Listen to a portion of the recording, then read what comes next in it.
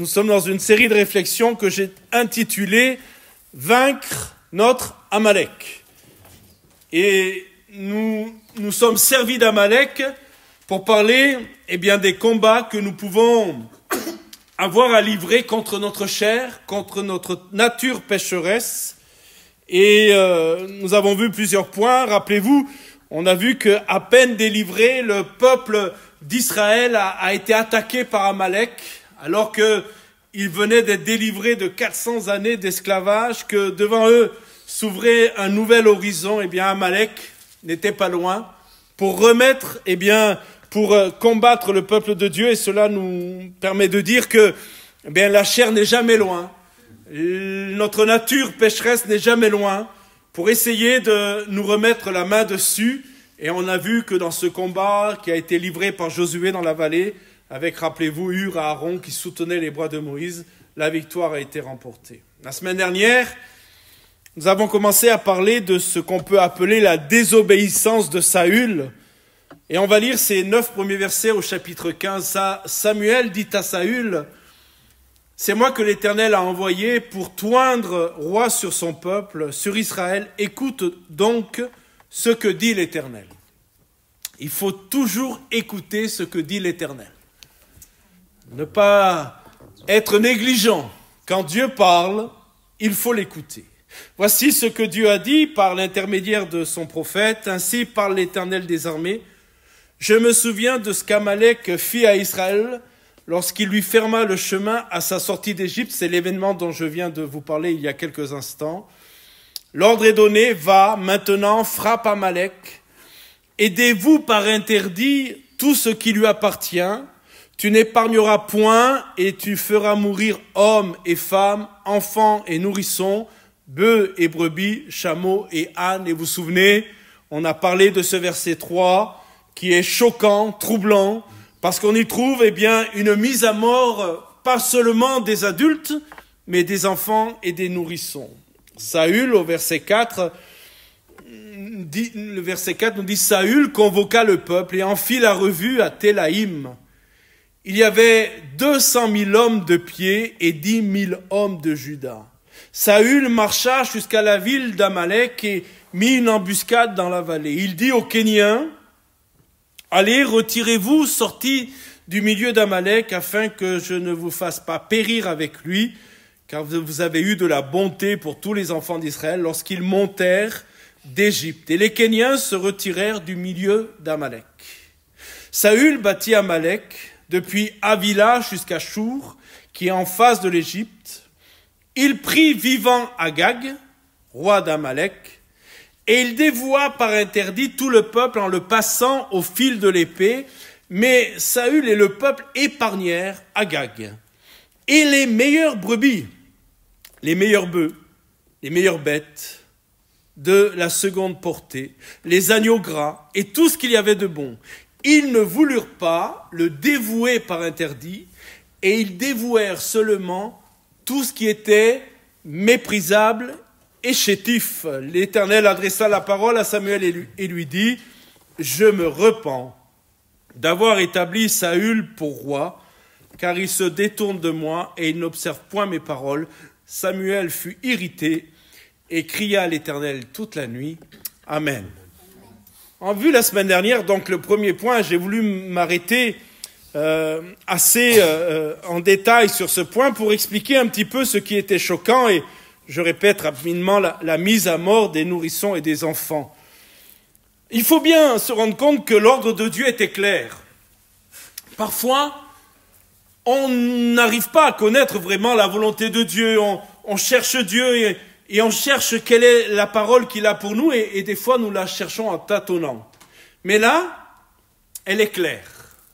Il y a ce que la Bible, en langage hébreu, dit, il y a le hérem, c'est-à-dire la mise à mort de tous les ennemis. Et pas simplement la mise à mort des adultes, rappelez-vous, des enfants et des nourrissons, mais aussi de tous les cheptels. Tout devait être mis à mort. C'est ce qu'on appelle dévoué par interdit. Et ce soir, on va s'arrêter sur le second point sur lequel il faut que nous méditions, c'est l'obéissance partielle de Saül à la parole de Dieu. L'obéissance partielle revient à dire la désobéissance aussi partielle. Puisque si l'obéissance est partielle, la désobéissance l'est aussi. Il y a là, et on va parler de ça, il y a là ce qu'on peut appeler la compromission avec le péché et les conséquences. Parce que l'Écriture, nous le verrons dans quelques instants, ne cache pas qu'il y a eu des conséquences à la désobéissance de Saül et du peuple de Dieu. La compromission de Saül est claire. Saül désobéit à Dieu, épargnant Agag, le roi d'Amalek, et remarquez bien, le meilleur du butin. Il n'a pas gardé les bêtes malades, les bêtes chétives, mais il a sélectionné les meilleures bêtes. Et c'est ce qui était le meilleur qu'il a gardé. Cela représente, il faut quand même le souligner, la dangereuse compromission avec le péché. La tentative, et c'est un combat continuel, la tentative de servir Dieu et le monde en même temps. On est là dans le compromis. Les choses ne sont pas claires. Vous savez tous cette parole du Seigneur Jésus dans le livre de l'Apocalypse, lorsqu'il s'adresse à une église et qu'il dit « Oh, si tu pouvais être froide ou bouillante, mais tu es tiède. » Ça m'a toujours interpellé que le Seigneur ne dise pas « pourvu que tu sois bouillante ». Il dit même froid.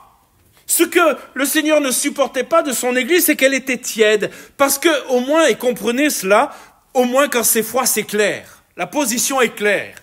On n'est pas dans la demi-mesure, on n'est pas dans le compromis.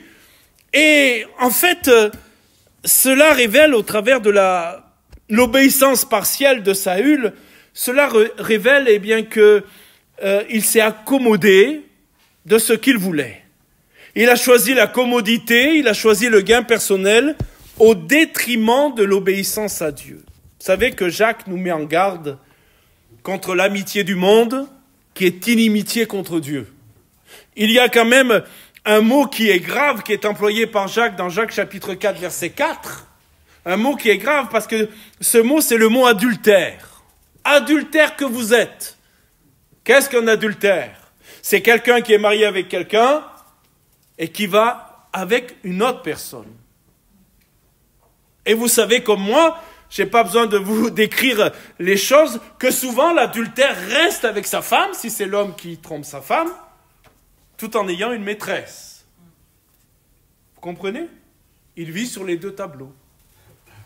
Et Jacques dit, adultère que vous êtes, ne savez-vous pas que l'amour du monde est inimitié contre Dieu? Celui donc qui veut être ami du monde se rend ennemi de Dieu. Je ne sais pas si vous savez ce que signifie le mot Agag. Alors c'est très simple, je ne sais pas si vous avez un ordinateur, eh bien si vous avez un ordinateur, vous téléchargez par exemple la Bible online, et il y a ce qu'on appelle les mots strong. Vous mettez en strong, et là vous avez, pour chaque mot, ce qu'il signifie dans la langue originale. Pour l'Ancien Testament, c'est en hébreu, pour le Nouveau Testament, c'est en grec. Et le mot Agag, c'est très intéressant. Moi, je vais souvent voir ce que les noms signifient. Et vous savez peut-être, à la différence de nos noms européens, que dans la Bible, les noms sont porteurs d'une certaine valeur. Les noms veulent dire quelque chose. Et Agag signifie littéralement, écoutez bien, flamboyant, flamboyant, sublime ou guerrier.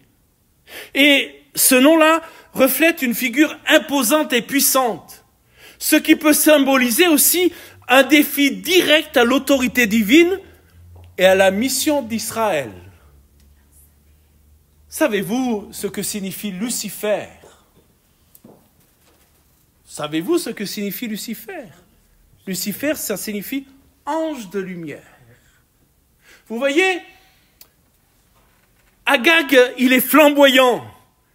Il a une certaine autorité.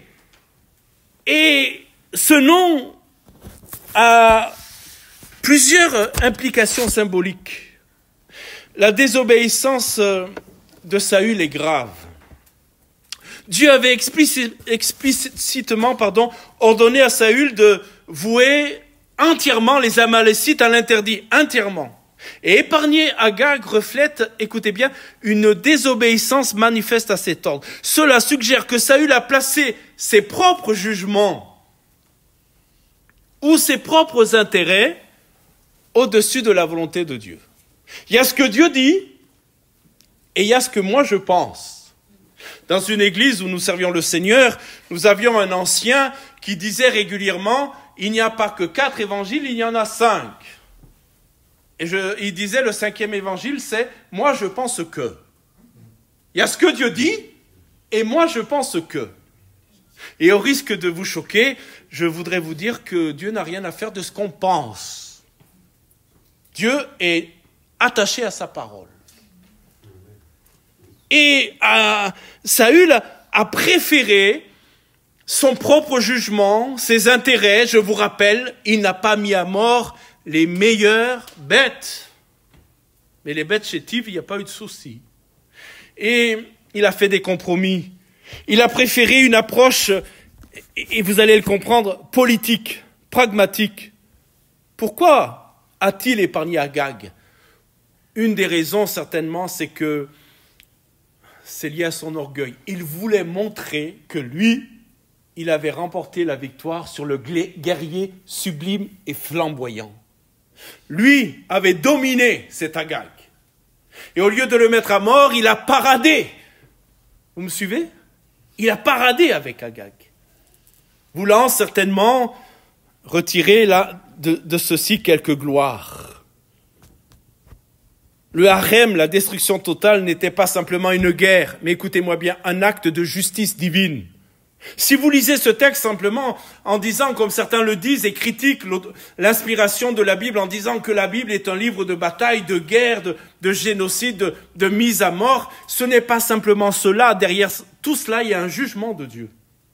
Est-ce que vous comprenez? Il y a la justice divine qui se manifestait contre Amalek, contre un peuple considéré comme corrompu et en opposition constante avec Dieu. Ce roi Agag, le sublime, le flamboyant, représente en fait l'orgueil de l'homme.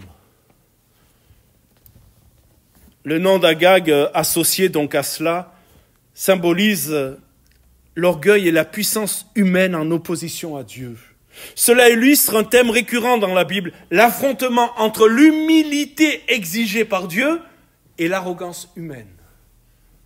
On retrouve cela tout au long de l'Écriture, on retrouve cela dès le livre de la Genèse, lorsque, Adam et Ève ont désobéi à Dieu, et comprenez bien, allez chercher la source de la désobéissance. C'est, mais Dieu vous ment, si vous mangez de ce fruit défendu, vous serez comme Dieu.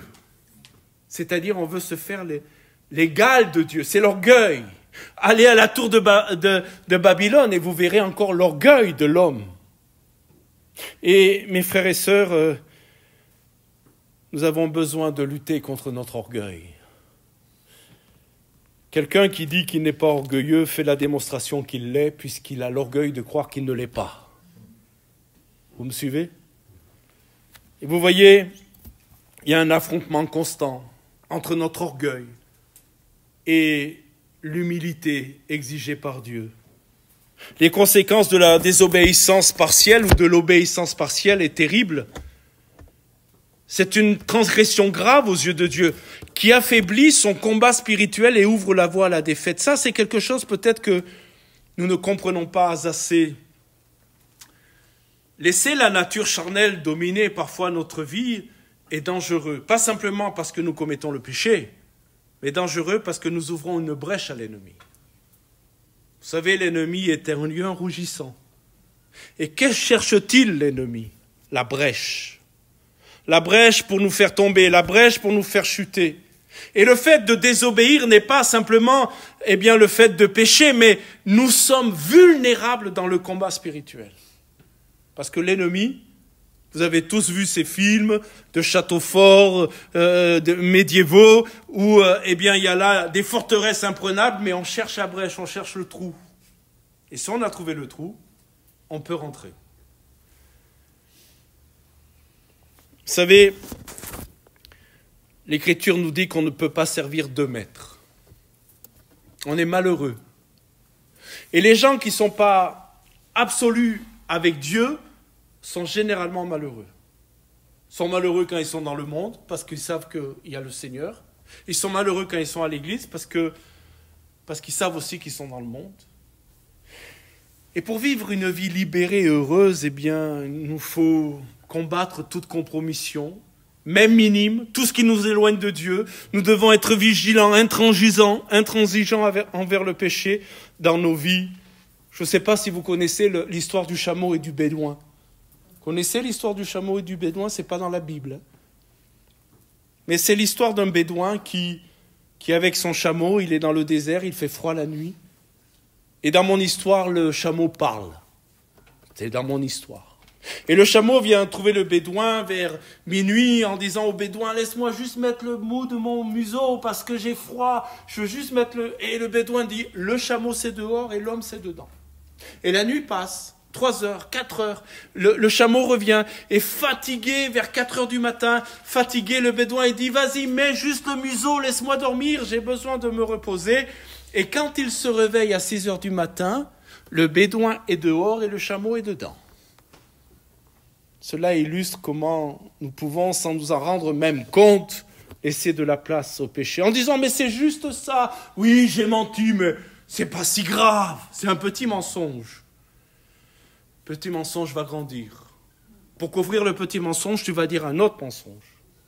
Et à un moment donné, comprenez l'image, je vais vers ma conclusion, à un moment donné, le bédouin est dehors. Ce n'est pas le bédouin qui est dehors, c'est le Saint-Esprit qui est dehors. Vous me suivez?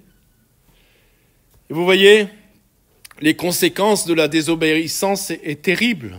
La désobéissance de Saül, vous avez vos Bibles, on lit le verset 22 et 23, s'il vous plaît, 1 Samuel 15, 22 et 23, on va regarder ce qui s'est passé. Samuel dit, vous savez, cette parole, elle est extraordinaire. L'Éternel trouve-t-il du plaisir dans les holocaustes et les sacrifices, comme dans l'obéissance à la voix de l'Éternel? Voici, l'obéissance vaut mieux que les sacrifices, et l'observation de sa parole vaut mieux que la graisse des béliers. Car la désobéissance est aussi coupable. C'est très très intéressant. Que la divination, ceux qui consultent le monde occulte. Dieu dit la désobéissance est aussi coupable que la divination. La résistance ne l'est pas moins que l'idolâtrie et les théraphimes, puisque tu as rejeté la parole de l'Éternel, il te rejette aussi comme moi. Parce que quand Saül a voulu justifier le fait qu'il n'ait pas mis à mort tout le cheptel et tout le monde, il a dit c'était pour offrir un sacrifice à l'Éternel. Vous me suivez? Et Dieu dit, je n'ai pas besoin de vos sacrifices. Ce dont j'ai besoin, c'est votre obéissance. Et mes frères et sœurs, l'obéissance vaut mieux qu'un sacrifice. Cela met en lumière la priorité de l'obéissance à Dieu sur toute autre considération. Écoutez bien, je vais conclure avec ça. Le rejet de la volonté divine a des conséquences graves et durables. Saül, écoutez bien, ne perd pas seulement sa position de roi, mais il perd aussi la faveur de Dieu. Vous savez, perdre sa position, mais ne pas perdre la faveur de Dieu, c'est pas si grave. Et lui, il perd tout, la position et la faveur de Dieu. Et puis, vous connaissez David, il y a David qui, lui, a obéi à la parole de Dieu. C'est vrai que David n'est pas sans défaut, hein. C'est vrai que l'Écriture nous décrit pas un David infaillible. Il nous décrit quand même un David qui commet l'adultère, qui pour commettre l'adultère, parce que la femme avec qui il a couché est devenue enceinte, va commettre un crime. Et pourtant, l'Écriture nous dit que Dieu a trouvé en David un homme selon son cœur. Parce que David a toujours été capable de se repentir. Amen. De se repentir et de dire, c'est vrai, j'ai désobéi. Saül ne se repent pas. Il dit, c'est pour les sacrifices, et puis si vous connaissez le texte, il dit, c'est pas moi, c'est eux. C'est le vieux réflexe du jardin d'Éden. C'est pas moi, c'est la femme que tu as mis à mes côtés. David, il dit pas, c'est les autres. David, il dit, c'est moi. Lisez ces psaumes, certains de ces psaumes, ce qu'on appelle les psaumes de repentance, et remarquez comment il parle à Dieu, il dit, c'est moi. C'est pas les autres, c'est moi. La bénédiction découle de l'obéissance. Vous lirez je ne veux pas le lire, vous connaissez ce texte, mais je veux terminer avec ça. Vous lirez le psaume 1, du verset 1 au verset 3. Heureux l'homme qui ne marche pas selon le conseil des méchants. Vous connaissez ce texte, hein? Qui médite la parole. Il est comme un arbre planté près d'un courant d'eau, qui donne son fruit à sa saison et dont le feuillage ne se flétrit point. Tout ce qu'il fait lui réussit. Alléluia. Alors apprenons d'Amalek ce soir, parlons de sa négligence, de sa demi-obéissance qui est finalement une aussi désobéissance. Apprenons de Saül à ne pas avoir de compromis avec le péché, à ne pas se laisser gagner par Amalek, mais à le vaincre. C'est le thème de la série, vaincre notre Amalek.